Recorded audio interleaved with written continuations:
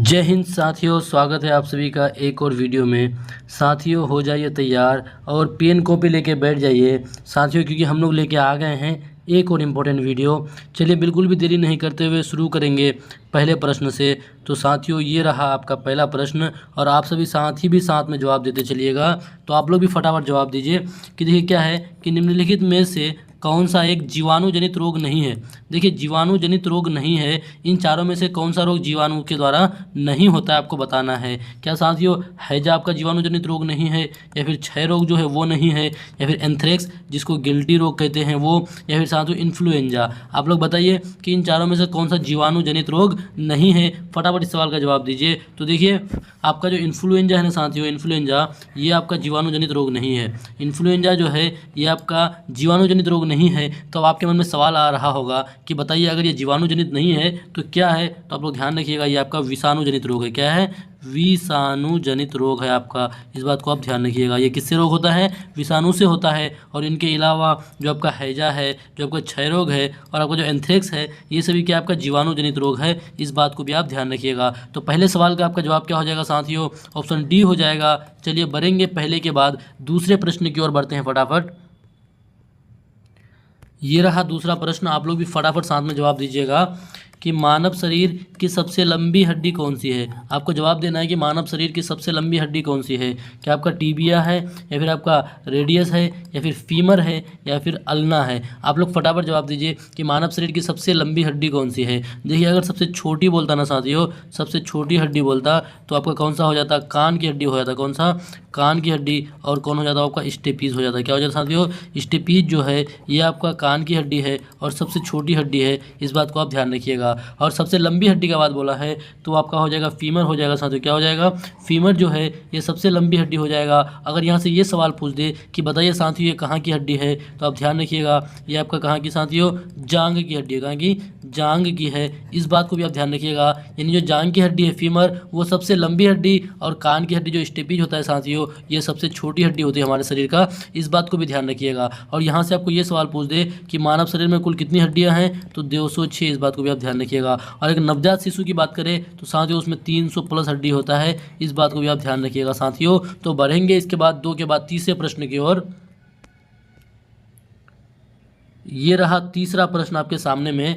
देखिए ये आपका ए नहीं है बल्कि आपका अल्फा है। अल्फा कण के द्विआवेशित डबली चार्ज आयन होते हैं। बताइए द्विआवेशित आयन होते हैं। क्या आपका बेरिलियम का होता है, या फिर हाइड्रोजन का होता है, या हीलियम का, या लिथियम का। तो साथियों ध्यान रखिएगा, जो आपका कौन होता है? हीलियम जो होता है ना, हीलियम होता है। यानी इस सवाल का जवाब क्या हो जाएगा? हीलियम हो जाएगा। ऑप्शन सी हो जाएगा। ये ऐसा कैसा होता है साथियों? हीलियम जो है हाइड्रोजन के बाद क्या होता है? हीलियम होता है। हीलियम पर क्या होता है? द्विआवेशित चार्ज होता है। इस पर कितना चार्ज होता है साथियों? द्विआवेशित चार्ज होता है। और ये आपका क्या हो जाएगा? अल्फा कण का हो जाएगा। इस बात को भी आप ध्यान रखिएगा। और इसकी जो संरचना होती है ना साथियों, इसकी संरचना जो होती है इसको भी ध्यान रखिएगा। इसमें कितना? 2 प्रोटॉन और 2 न्यूट्रॉन होता है। इस बात को भी आप ध्यान रखिएगा साथियों। इसकी संरचना में 2 प्रोटॉन और 2 न्यूट्रॉन होता है। इस बात को भी आप ध्यान रखिएगा। तो इस सवाल का आपका जवाब क्या हो जाएगा? ऑप्शन सी हो जाएगा साथियों। और देखिए हीलियम की बात करें तो हीलियम जो आपका है इसका परमाणु संख्या कितना हो जाएगा? 2 हो जाएगा। पहला हो जाता है हाइड्रोजन, दूसरा क्या हो जाएगा साथियों? हीलियम हो जाएगा। और हीलियम को अकीरीय गैस भी माना जाता है। हीलियम को कौन सा गैस कहा जाता है साथियों? अकीरीय गैस भी ये आपका है। इस बात को भी आप ध्यान रखिएगा साथियों। तो चलिए बढ़ेंगे इसके बाद अगले प्रश्न में, 3 के बाद चौथा प्रश्न की ओर बढ़ते हैं। ये रहा चौथा प्रश्न, आप लोग जवाब दीजिए कि निम्नलिखित में से कौन सा वो साधारण उपकरण है जिसका उपयोग विद्युत परिपथ को वियोजित करने या इसे पूर्ण करने के लिए किया जाता है। बताइए कौन सा वो साधारण उपकरण है जिसका उपयोग परिपथ को वियोजित करने या इसे पूर्ण करने में किया जाता है। वियोजित का मतलब होता है तोड़ने या फिर इसे जोड़ने के लिए किया जाता है। क्या साथियों? स्विच का, या फिर ट्रांजिस्टर का, या फिर संधारित्र का, या फिर साथियों प्रतिरोध का। तो देखिए अब बोला कि कौन सा साधारण उपकरण ना, तो आपका साधारण उपकरण कौन हो जाएगा साथियों? वो आपका स्विच हो जाएगा। स्विच से आप क्या कर सकते हैं? इससे आप ना करंट को जोड़ भी सकते हैं और इस करंट को आप इसको फ्लो होने से रोक भी सकते हैं साथियों। इस सवाल का जवाब क्या हो जाएगा? ऑप्शन ए हो जाएगा। जैसे अगर आप स्विच ऑन कीजिएगा तो करंट फॉलो होगा, यानी करंट पास होगा। अगर आप स्विच ऑफ कर दे रहे हैं तो क्या हो जाएगा? वहाँ पे करंट टूट जाएगा, यानी कट जाएगा। इसलिए साथियों इस सवाल का जवाब क्या हो जाएगा? ऑप्शन ए हो जाएगा। चलिए बढ़ेंगे 4 के बाद 5वां प्रश्न की ओर बढ़ते हैं। ये रहा पांचवा प्रश्न आपके सामने में।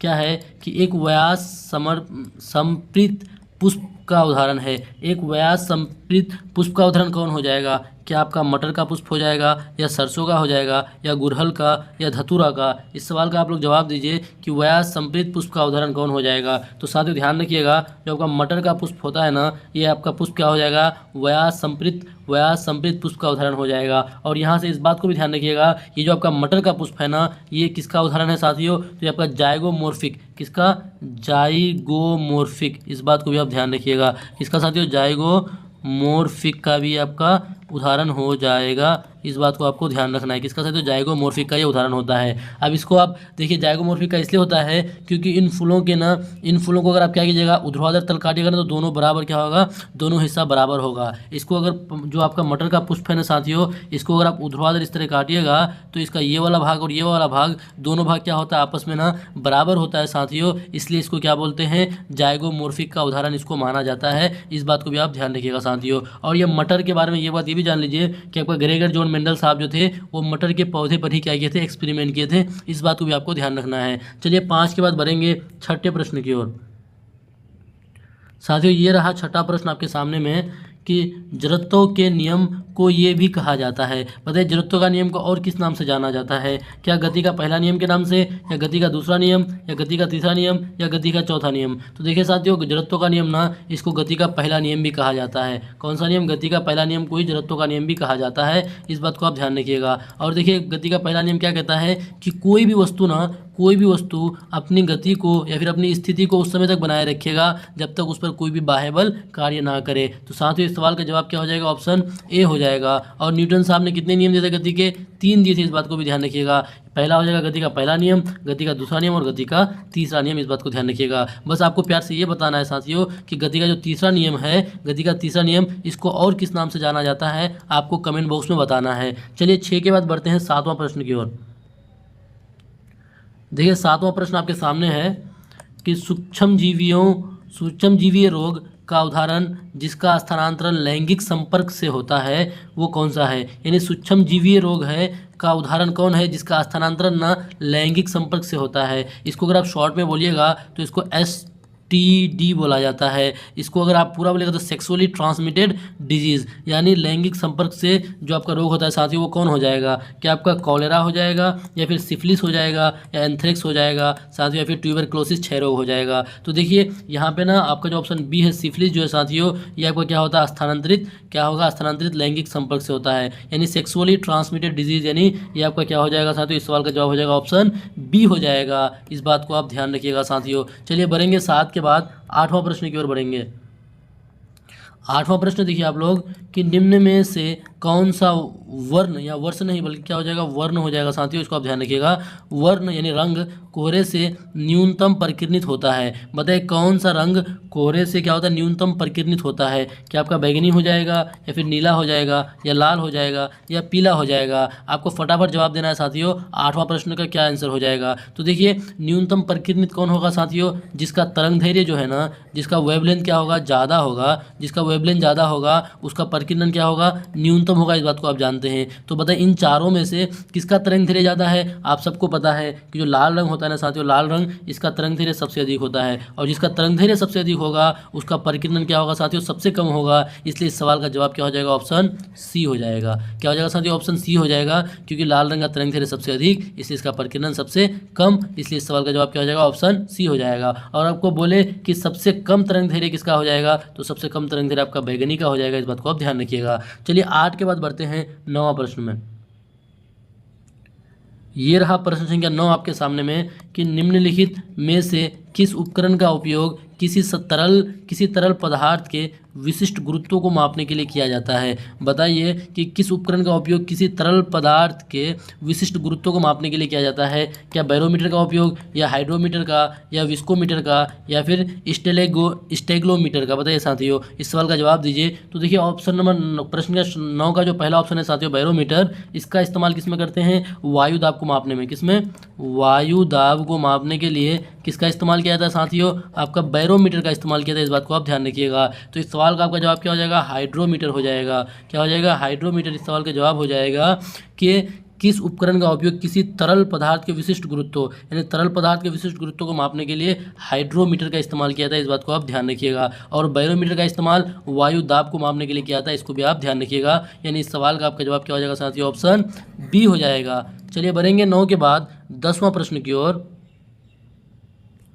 ये रहा 10वां प्रश्न आपके सामने में, आप लोग भी फटाफट जवाब दीजिए कि समस्थानिकों के रासायनिक गुण समान होते हैं क्योंकि उनके, देखिए समस्थानिक जो होता है साथियों उसके रासायनिक गुण क्या होते हैं, समान होते हैं क्योंकि उनके, पहला ऑप्शन क्या है, परमाणु क्रमांक समान होते हैं, या फिर परमाणु भार अलग होते हैं, या फिर साथियों न्यूट्रॉन की संख्या अलग होती है, या फिर साथियों द्रव्यमान संख्या समान होती है। आप लोग को बताना है कि जो समस्थानिक होता है ना, तो समस्थानिक के गुण समान क्यों होते हैं। देखिए समस्थानिक, सम का मानी बराबर, स्थान माने यानी जगह, यानी जिसका स्थान बराबर होगा। अब स्थान किसका बराबर होगा, जिसमें प्रोटॉन की संख्या बराबर होगा, जिसमें इलेक्ट्रॉन की संख्या बराबर होगा, जिसमें परमाणु संख्या जो है ना साथियों, परमाणु संख्या ये आपका बराबर होगा, उसका क्या, वो क्या कहलाएगा, आपका समस्थानिक कहलाएगा। तो देखिए आपको क्या हो जाएगा कि परमाणु क्रमांक समान हो, या ये वाला ऑप्शन हो जाएगा बिल्कुल साथियों, पहला ही ऑप्शन हो जाएगा कि जिसका क्या होगा, परमाणु क्रमांक जो है यानी एटॉमिक नंबर जो है साथियों, जिसका क्या हो, समान हो। जिसका एटॉमिक नंबर समान होगा इसका मतलब उसमें प्रोटॉन की संख्या भी बराबर होगा, उसमें इलेक्ट्रॉन की संख्या भी बराबर होगा,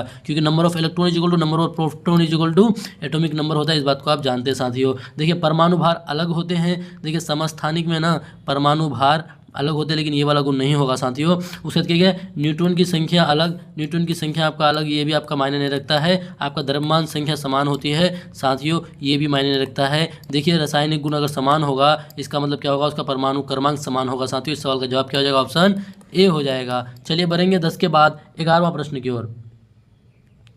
देखिए 11वां प्रश्न क्या है कि कैल्शियम का परमाणु संख्या क्या है। आपको बताना कि कैल्शियम जो है, कैल्शियम एक धातु है साथियों, इसका परमाणु संख्या कितना है आपको बताना है। क्या कैल्शियम का 11 है या 20 है या 14 है या 18 है। देखिए आप लोग को बताते चलें कि 11 जो है ना साथियों, 11 ये आपका सोडियम का है, किसका है, 11 सोडियम का है, और 18 आपका आर्गन का है। 18 क्या है, आर्गन का है। अब देखिए 12 हो गया magnesium, 13 aluminium, sodium magnesium aluminium आपका 14 हो जाएगा, किसका साथियों, सिलिकॉन का 14 हो जाएगा। और बचा कौन आपका 20 ना, तो कैल्शियम का कितना हो जाएगा साथियों, 20 हो जाएगा। इस बात को आप ध्यान रखिएगा, कैल्शियम का कितना हो जाएगा, 20 हो जाएगा। इस तरह से आप ध्यान रख सकते हैं। अगर आपको बोले कि कैल्शियम का वैलेंसी कितना है साथियों, देखिए इसका परमाणु संख्या कितना हो गया, 20 हो गया। अगर आपको इसका वैलेंसी निकालना है तो आप इसका इसी कर लीजिए, 1s2 2s2 2p6 3s2 3p, आप काउंट कर लीजिए, 10 2 12 12 6 12 6 18 3p6 4s2, ये आपका हो जाएगा क्या साथियों, ये आपका इसी हो जाएगा, किसका, ये आपका कैल्शियम का। यहाँ पे कोमा दे दीजिए, यहाँ पे दे दीजिए साथियों, यहाँ पे दे दीजिए। तो देखिए पहले कक्ष में 2 इलेक्ट्रॉन, दूसरे कक्ष में, दूसरा में अगर आप देखिएगा तो 6 2 8 इलेक्ट्रॉन, तीसरे में भी देखिए साथियों 6 2 8 इलेक्ट्रॉन, और सबसे बाहर में कितना इलेक्ट्रॉन, 2 इलेक्ट्रॉन। और साथियों देखिए सबसे बाहर में कितना इलेक्ट्रॉन है, 2 इलेक्ट्रॉन है। इसका मतलब इसका वैलेंसी कितना हो जाएगा साथियों, इसका वैलेंसी 2 हो जाएगा। और आप जानते हैं कि जितने सारे भी धातु होते हैं ना, उसके बाहर में या तो 1 या तो 2 या फिर 3 इलेक्ट्रॉन होते हैं। इस बात को भी आप ध्यान रखिएगा साथियों, इसको आपको ध्यान रखना है। चलिए बढ़ेंगे इसके बाद अगले प्रश्न में, 11 के बाद 12वां प्रश्न की ओर। देखिए 12वां प्रश्न आपके सामने है कि खाद्य श्रृंखला का प्रथम पोषण स्तर निर्मित होता है। देखिए खाद्य श्रृंखला का ना जो प्रथम जो पोषण स्तर होता है वो निर्मित होता है क्या, उत्पादक द्वारा, या फिर शाकाहारी द्वारा, या मांसाहारी द्वारा, या फिर अपघटक द्वारा। तो देखिए प्रथम पोषण स्तर ना साथियों वो किसके द्वारा निर्मित हो जाएगा, तो वो आपका हो जाएगा उत्पादक द्वारा। किसके द्वारा साथियों, उत्पादक द्वारा हो जाएगा। देखिए आप लोगों ने बता दे रहे हैं, जो आपका खाद्य श्रृंखला होता है ना साथियों, सबसे पहले जो आपका खाद्य श्रृंखला में सबसे पहले आपका क्या होता है, पेड़ होता है। जैसे मान लेते हैं हम लोग एक पेड़ ले लेते हैं, पेड़ को कौन खाता है, आपका बकरी खाता है साथियों। पेड़ को कौन, बकरी, और बकरी को हम लोग मान लेते हैं कौन, शेर खा लेता है। इस बात को आप, ये आपका क्या बन गया, एक आपका ये आपका एक क्या बन गया, श्रृंखला बन गया। इसमें से देखिए जो आपका पेड़ है ना साथियों, पेड़ आपका क्या हो जाएगा, ये आपका उत्पादक हो जाएगा, क्योंकि ये उत्पादन का काम करता है। और इसको जो बकरी खाएगा तो बकरी क्या हो जाएगा, ये आपका प्रथम उपभोक्ता हो जाएगा। क्या हो जाएगा, फर्स्ट कंज्यूमर हो जाएगा। इस बात को ध्यान रखिएगा। और जो भी आपका प्रथम उपभोक्ता होता है ना साथियों, वो आपका क्या होता है, शाकाहारी होता है। क्या होता है, जो भी प्रथम उपभोक्ता होता है वो आपका शाकाहारी होगा। इस बात को भी आप ध्यान रखिएगा। तो इस सवाल का आपका जवाब क्या हो जाएगा, ऑप्शन ए हो जाएगा। चलिए 12 के बाद बढ़ते हैं 13वां प्रश्न की ओर। ये रहा 13वां प्रश्न, आप लोग जवाब दीजिए कि निम्नलिखित में से कौन सा इमल्सन का उदाहरण है? बताइए कौन सा आपका इमल्सन का उदाहरण है? साथियों फटाफट आप लोग जवाब दीजिए। क्या बादल जो ये इमल्सन का उदाहरण है, या धुआं, या दूध, या फिर कोहरा? आप लोग फटाफट जवाब दिए साथियों, इमल्सन का उदाहरण कौन है? तो ध्यान रखिएगा, दूध जो है ना साथियों, दूध जिसको मिल्क बोलते हैं, ये दूध ये आपका किसका है? इमल्सन का उदाहरण है। और दूध में आपका ना कैल्शियम प्रचुर मात्रा में पाया जाता है, इस बात को आप ध्यान रखिएगा, सुधा वाला दूध में। साथियों कौन सा इमल्सन का उदाहरण है? तो क्या हो जाएगा? दूध हो जाएगा। और इसके अलावा आपका जो बादल है, आपका जो धुआं है, और साथियों कोहरा जो है ना, ये किसका उदाहरण है? अगर आपको पूछ लेता तो आपको कंफ्यूज नहीं होना है, ये किसका उदाहरण है साथियों? ये एरोसोल का उदाहरण है। किसका है? एरोसोल का ये आपका उदाहरण है। किसका है? एरोसोल का उदाहरण है। बाकी आपका दूध जो है ये आपका इमल्सन का उदाहरण होगा, इस बात को आप ध्यान रखिएगा साथियों। इस सवाल का जवाब क्या हो जाएगा? ऑप्शन सी हो जाएगा। चलिए 13 के बाद बढ़ते हैं 14वां प्रश्न की ओर। देखिए साथियों 14वां प्रश्न क्या है कि एटीपी के अंतस्थ फॉस्फेट सहलगन बंध का जल द्वारा खंडित होने पर कितनी तुल्य ऊर्जा मोचित होती है, मतलब कितनी ऊर्जा निकलती है, आपको बताना है। साथियों यहाँ से ये जान लीजिए कि एटीपी जो है ना, इसका फुल फॉर्म भी पूछा जाता है, तो क्या हो जाएगा? एडिनोसिन ट्राइफॉस्फेट हो जाएगा, इस बात को आप ध्यान रखिएगा। क्या हो जाएगा? Adenosine triphosphate. और ये आपका एटीपी जो है ना साथियों, ये आपका माइटोकॉन्ड्रिया में उपस्थित रहता है, नहीं वहाँ पर संचित रहता है साथियों, इस बात को ध्यान रखिएगा। और सबसे अधिक एटीपी किस पे आता है? आपको वायवीय शोषण में। वायवीय शोषण यानी शोषण दो तरह का होता है, एक होता है वायवीय और एक होता है अवायवीय। तो वायवीय शोषण में अधिक मात्रा में एटीपी निकल के आता है, और अवायवीय शोषण में बहुत कम मात्रा में एटीपी निकल के आता है। अब आपको बोला है कि एटीपी के अंतस्थ फॉस्फेट सहलगन बंध का जल द्वारा खंडित होने पर कितनी तुल्य ऊर्जा मोचित होगी साथियों? तो इस सवाल का आपको जवाब देना है, वो आपको कितना हो जाएगा? 30.5 किलो जूल पर मोल हो जाएगा। यानी इस सवाल का आपका जवाब क्या हो जाएगा साथियों? ऑप्शन डी हो जाएगा। बाकी सब बात को भी आप ध्यान रखिएगा। चलिए 14 के बाद बढ़ते हैं 15वां प्रश्न की ओर। ये रहा 15वां प्रश्न आपके सामने में, आप लोग जवाब दीजिए कि केंद्रीय तंत्रिका तंत्र निर्मित होता है। केंद्रीय तंत्रिका तंत्र को बोलते हैं CNS यानी सेंट्रल नर्वस सिस्टम। ये आपका निर्मित होता है किससे? क्या आपका मस्तिष्क वो कापालीय तंत्रिकाओं द्वारा, या फिर साथियों मेरुरज्जु वो मेरु तंत्रिकाओं द्वारा, या फिर साथियों मस्तिष्क वो मेरुरज्जु द्वारा, या फिर ऑप्शन डी कपालीय वो मेरी तंत्रिकाओं द्वारा। फटाफट बताइए कि केंद्रीय तंत्रिका तंत्र जो है साथियों वो निर्मित होता है किससे? तो देखिए आपका जो सेंट्रल नर्वस सिस्टम होता है ना साथियों, ध्यान रखिएगा, वो क्या हो जाएगा? आपका मस्तिष्क और मेरुरज्जु द्वारा। किसके द्वारा? मस्तिष्क और मेरुरज्जु मिलकर के किसका निर्माण करता है? आपका केंद्रीय तंत्रिका तंत्र का निर्माण करता है। यानी सवाल का जवाब क्या हो जाएगा साथियों? ऑप्शन सी हो जाएगा, इसको आप ध्यान रखिएगा। चलिए 15 के बाद बढ़ते हैं 16वां प्रश्न में। ये रहा साथियों 16वां प्रश्न कि कायिक प्रवर्धन का लाभ ये है कि इस प्रकार उत्पन्न सभी पौधे होते हैं। बताइए कायिक प्रवर्धन का लाभ क्या है कि इस प्रकार उत्पन्न सभी पौधे कैसे होते हैं? क्या आनुवांशिक रूप से समान होते हैं, या फिर आनुवांशिक रूप से आनुवांशिक रूप से असमान होते हैं, या आनुवांशिक रूप से समान होते हैं, या फिर रिकॉम्बिनेंट होते हैं, या फिर साथियों इनमें से कोई नहीं? आप लोग जवाब दीजिए कि कायिक परिवर्तन का क्या लाभ हो जाएगा। साथियों इस सवाल का आपका जवाब क्या हो जाएगा कि क्या हो जाएगी? कायिक परिवर्तन का लाभ ये है कि इस प्रकार उत्पन्न सभी पौधे आनुवांशिक रूप से ना समान होते हैं। आप कायिक परिवर्तन द्वारा जो पौधे को लगाइएगा तो उसमें सारे पौधे क्या हो जाएंगे? आनुवांशिक रूप से समान हो जाएंगे साथियों, क्योंकि वहाँ पर आपका ना लैंगिक जनन नहीं होता है, इस बात को आप ध्यान रखिएगा। चलिए 16 के बाद बढ़ते हैं 17वां प्रश्न की ओर। ये रहा 17वां प्रश्न आपके सामने में, जवाब दीजिए कि साइनोबैक्टीरिया तथा माइकोप्लाज्मा किस समूह के उदाहरण है। बताइए साथियों कि साइनोबैक्टीरिया और माइकोप्लाज्मा किस समूह के उदाहरण है। क्या ये आपका मोनेरा समूह के उदाहरण है, या प्रोटिस्टा समूह के उदाहरण है, या फंजाई समूह के उदाहरण है, या डायटम समूह के उदाहरण है? आप लोग को जवाब दीजिए। यहाँ से आप एक बात ये भी जान लीजिए कि जो आपका साइनोबैक्टीरिया है ना साथियों, इसको एक और नाम से जाना जाता है, और उसको किस नाम से? तो उसको नीलहरित शैवाल। क्या साथियों? नीलहरित शैवाल। इस बात को आप ध्यान रखिएगा कि साइनोबैक्टीरिया को नीलहरित शैवाल भी कहा जाता है, इस बात को आप ध्यान रखिएगा साथियों। और इसमें ना कौन सा क्लोरोफिल पाया जाता है? तो इसमें क्लोरोफिल कौन सा साथियों? ए पाया जाता है, मौजूद रहता है, इस बात को आप ध्यान रखिएगा। अब बताइए क्लोरोफिल अगर ए मौजूद होगा तो इसमें क्या होगा? इसमें प्रकाश संश्लेषण होगा और स्वपोषण होगा, इस बात को आप ध्यान रखिएगा। और माइकोप्लाज्मा के बारे में जान लीजिए साथियों। ये जो आपका माइकोप्लाज्मा है ना, इसमें क्या होता है? कोशिका भित्ति नहीं होता है। इसमें आपका साथियों क्या क्या नहीं होता? रुकिए एक सेकंड थोड़ा रुकिएगा आप लोग।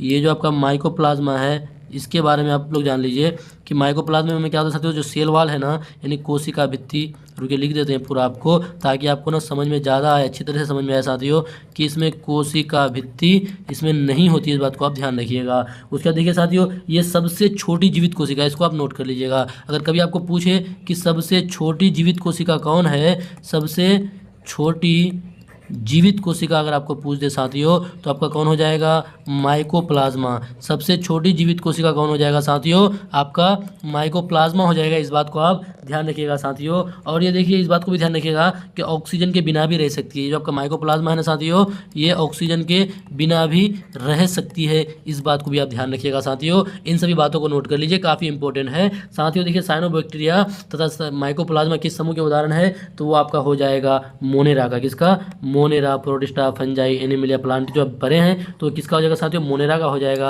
यानी इस सवाल का जवाब क्या हो जाएगा, ऑप्शन ए हो जाएगा। चलिए फटाफट बढ़ेंगे 17 के बाद 18वां प्रश्न की ओर।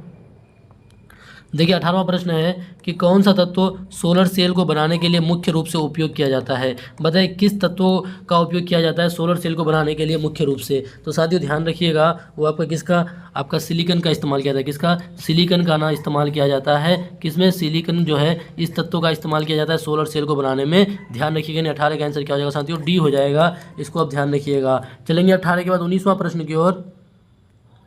देखिए 19वां प्रश्न क्या है कि ओजोन के एक अणु कितने ऑक्सीजन परमाणु से बने होते हैं। तो देखिए ओजोन जो आपका है ना, इसका सूत्र क्या होता है, O3 होता है। अब आप खुद बता दीजिए कि ओजोन के एक अणु कितने ऑक्सीजन परमाणु से जुड़े हैं। तो क्या हो जाएगा साथियों, 3 हो जाएगा। क्या हो जाएगा, 3। अब देखिए इसके बारे में जान लीजिए आप कि जो ओजोन परत होता है ना साथियों, ओजोन लेयर, वो प्रकाश से आने वाली जो परावैंगनी किरण है ना, अल्ट्रावायलेट रेज, इससे हम लोगों को बचाने का काम करता है। इस बात को ध्यान रखिएगा। और ओजोन डे जो है साथियों, ओजोन डे कब मनाया जाता है, 16 सितंबर को मनाया जाता है।